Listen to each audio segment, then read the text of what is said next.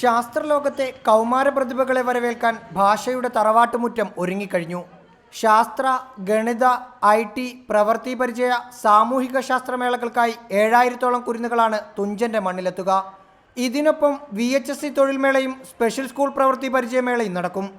6 വേദികളിലായി നടക്കുന്ന മത്സരങ്ങളുടെ പ്രധാന വേദി Tirur government boys higher secondary സ്കൂളാണ്. ജനപ്രതിനിധികളുടെയും ഉദ്യോഗസ്ഥരുടെയും നാട്ടുകാരുടെയും നേതൃത്വത്തിൽ മുഴുവൻ ഒരുക്കങ്ങളും വൈകുന്നേരത്തോടെ പൂർത്തിയാകും. എല്ലാ സജ്ജീകരണങ്ങളും എല്ലാ വെന്യൂകളിലും ഏകദേശമൊക്കെ നമ്മുടെ കൺവീനേഴ്സ് പൂർത്തിയാക്കിയിട്ടുണ്ട്.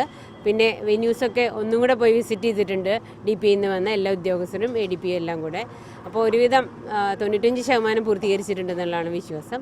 വേദികൾ, താമസ കേന്ദ്രങ്ങൾ, രജിസ്ട്രേഷൻ വിവരങ്ങൾ തുടങ്ങിയവ വിരൽത്തുമ്പിലറിയാൻ 24 മണിക്കൂറും പ്രവർത്തിക്കുന്ന ഹെൽപ്പ് ഡെസ്ക് തയ്യാറാക്കിയിട്ടുണ്ട്. 6 സ്കൂളുകളിലായാണ് വിദ്യാർത്ഥികൾക്ക് താമസ സൗകര്യം ഒരുക്കിയിട്ടുള്ളത്. മേളയുടെ മാറ്റുകൂട്ടാൻ കലാസാംസ്കാരിക പരിപാടികളും വിവിധ വേദികളിലായി സംഘാടകർ സജ്ജീകരിച്ചിട്ടുണ്ട്. ശാസ്ത്രത്തിന്റെ മിഴിച്ചപ്പ് തുറക്കാൻ ഇനി മണിക്കൂറുകൾ മാത്രം. ഈ വർഷം മുതൽ സംസ്ഥാന സ്കൂൾ ശാസ്ത്രമേള എന്നത് ശാസ്ത്രോത്സവം എന്ന പേരിലായിരിക്കും അറിയപ്പെടുക. ക്യാമറാമാൻ വിഘ്നേഷിനൊപ്പം റഹീസ് റഷീദ്, റിപ്പോർട്ടർ, മലപ്പുറം.